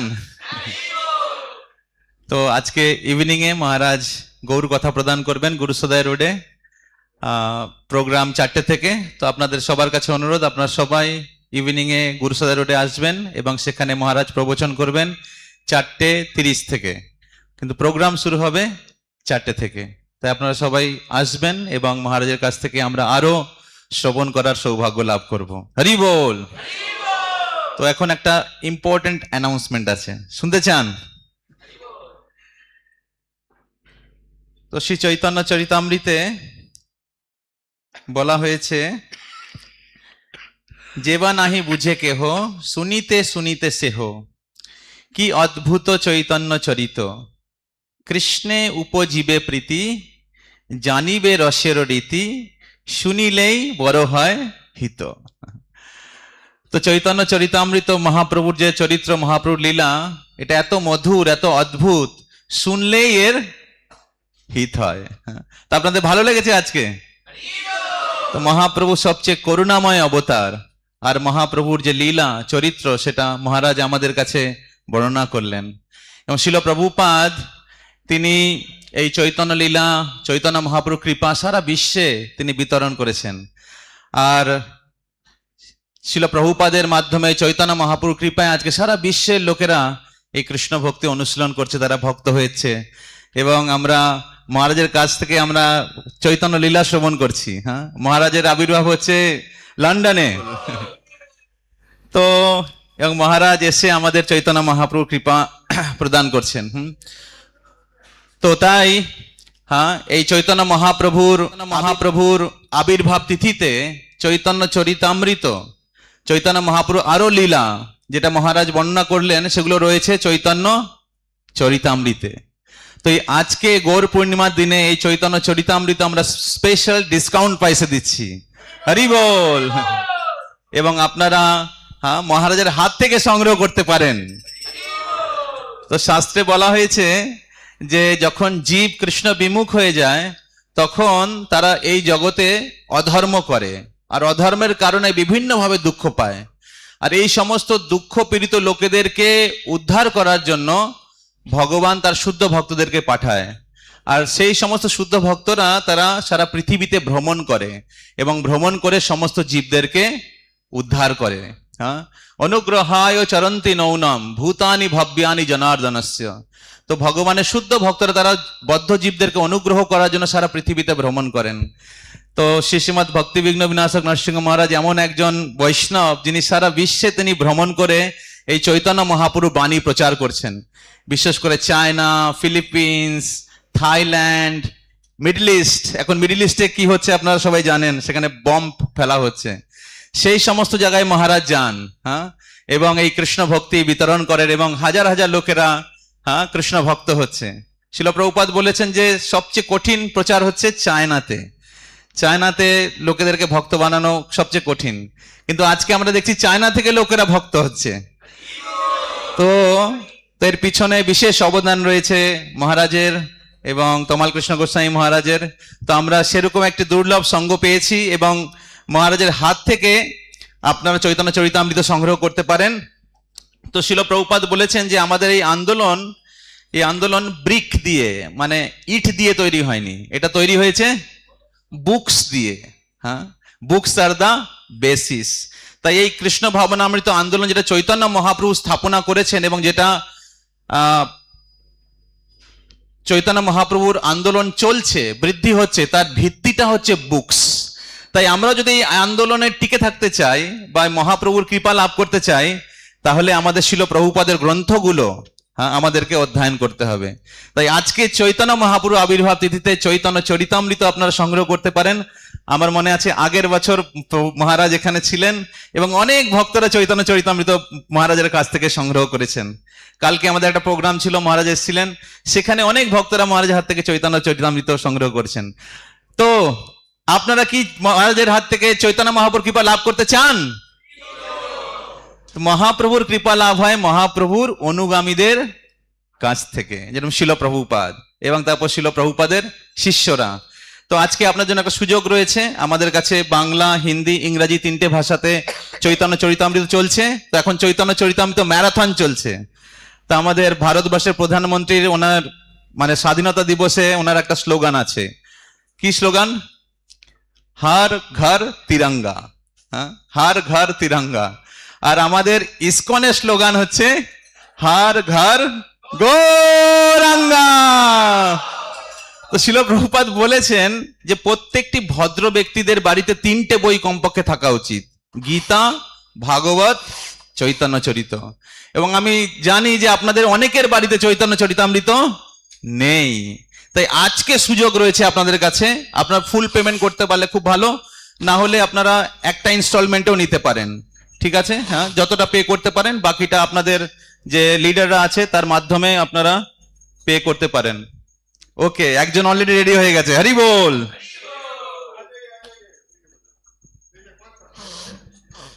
তো বাংলা চৈতন্য চরিতামৃত মহারাজের হাত থেকে, হরি বল,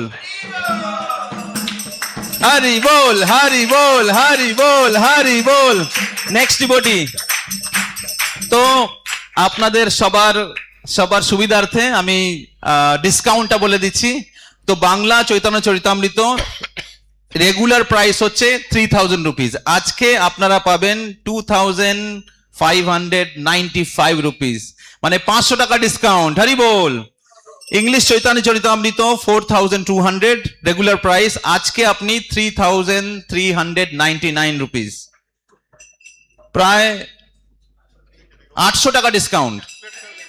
আর Hindi Chaitanya Charitamrita 5000 rupees regular price, আজকে আপনি 4499 রুপিসে পেয়ে যাবেন, হরি বল। আর সেটাও মহারাজের হাত থেকে। তো তার যে কত প্রাইস আছে সেটা তো ক্যালকুলেট করা যাবে না। তাই আজকে আপনাদের জন্য সুযোগ রয়েছে, যারা সংগ্রহ করতে চান, এখন আমাদের কাছে বেশি কি বলে সেট নেই, আপনারা হাত তুলতে পারেন বা তাড়াতাড়ি আসতে পারেন, এখানে পে করতে পারেন এবং মহারাজের হাত থেকে চৈতন্য চরিতামৃত। উৎকর্ষ প্রভু, হরি বল, হরি বল, হরি বল, হরি বল,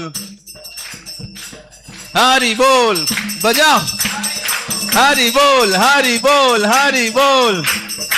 নেক্সট ডিভোটি, পরবর্তী ভক্ত, চৈতন্য চরিতামৃত বাংলা, হিন্দি, ইংলিশ যে কোনো ভাষায় আপনারা সংগ্রহ করতে পারেন। আপনি পুরো পে করতে চাইলে করতে পারেন, না হলে যতটুকু পে করতে পারেন বাকিটা 1-2 সপ্তাহ বা 1 মাসের মধ্যে পে করতে পারেন। ইয়েস মাতাজিরা, হ্যাঁ, কাউকে গিফটও করতে পারেন। আজকে হচ্ছে নিউ ইয়ার আমাদের, হ্যাঁ, আমাদের হচ্ছে নিউ ইয়ার, আজকে মহাপ্রভুর আবির্ভাব তিথি, আমরা হচ্ছে মহাপ্রভুর অনুগামী। তো জেনারেলি, হ্যাঁ, নিউ ইয়ার মানে যারা ক্যালেন্ডার অনুসারে সবাই নিউ ইয়ার ফলো করে, কিন্তু আসলে এই যুগটা হচ্ছে কলিযুগ, এবং এই কলিযুগের যুগাবতার হচ্ছেন স্বয়ং ভগবান চৈতন্য মহাপ্রভু, আর ওনার আবির্ভাব তিথি তা আজকে বছরের প্রথম দিন।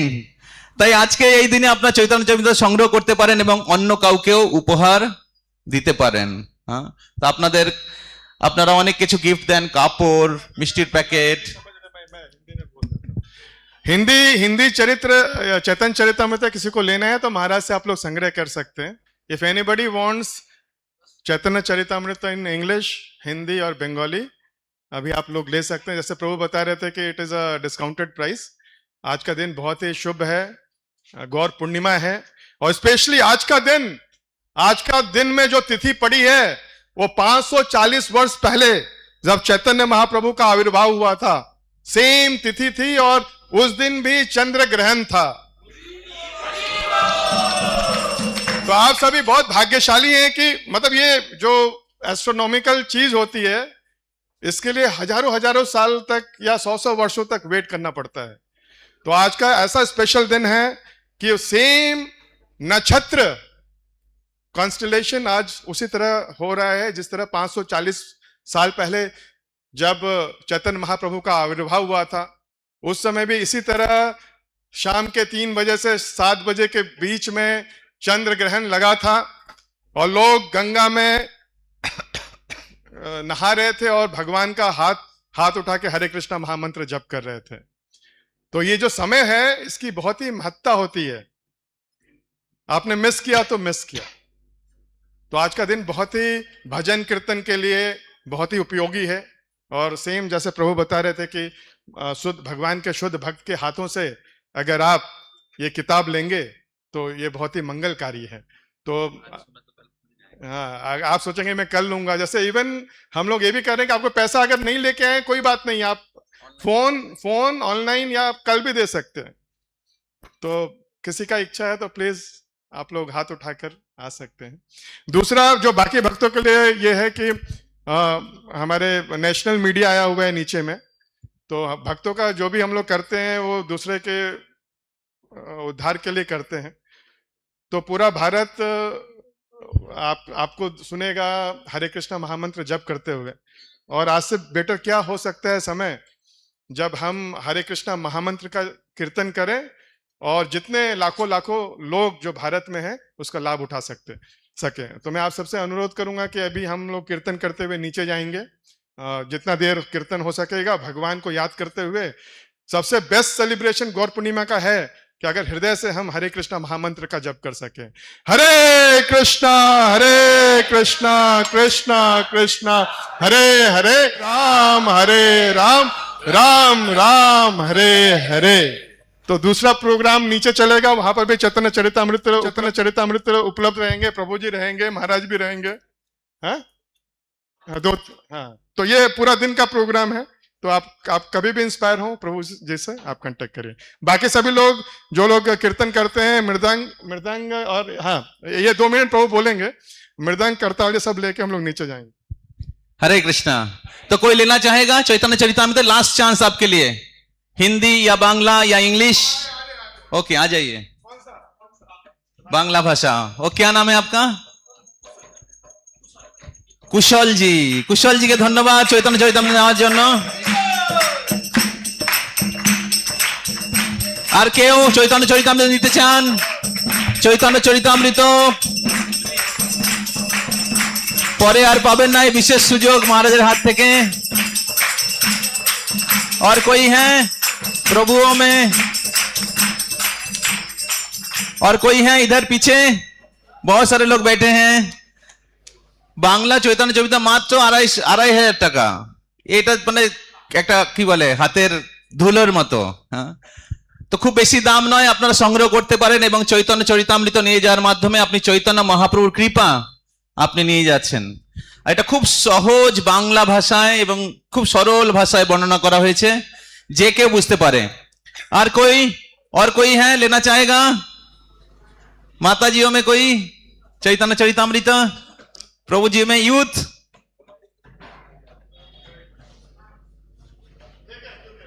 ओके, तो So we thank Maharaj for his kind association and narrating beautiful sweet pastime of Lord Chaitanya Mahaprabhu. So we thanks Maharaj by loudly chanting 3 times Hari Bol, Hari Bol, Hari Bol. His Holiness Bhakti Vigna Vinasak Narsingha Swami Maharaj ki, Srila Prabhupada ki, Gaur Purnima Maha Mahotsava ki, Nitai Gaur Premanande, Hari Hari Bol. হরে কৃষ্ণা। আমরা প্রত্যেক বছরের মতো আমরা গঙ্গা স্নান করতে যাব। বাস বিড়লা স্কুলের সামনে রাখা আছে। 11:30 সময় আপনারা নিজেদের গামছা নিয়ে সব চলে আসবে। শুধু ছেলেরা গেলে পরে ভালো, ছেলেরাই যাবে। মেরিন হাউস আমরা যাব, বাস ওইখানে রেডি রাখা আছে। हरे कृष्णा। जय समस्त भक्तों जो भक्त लोग का अभिषेक प्रिपरेशन सेवा है, अभिषेक प्रिपरेशन सेवा है।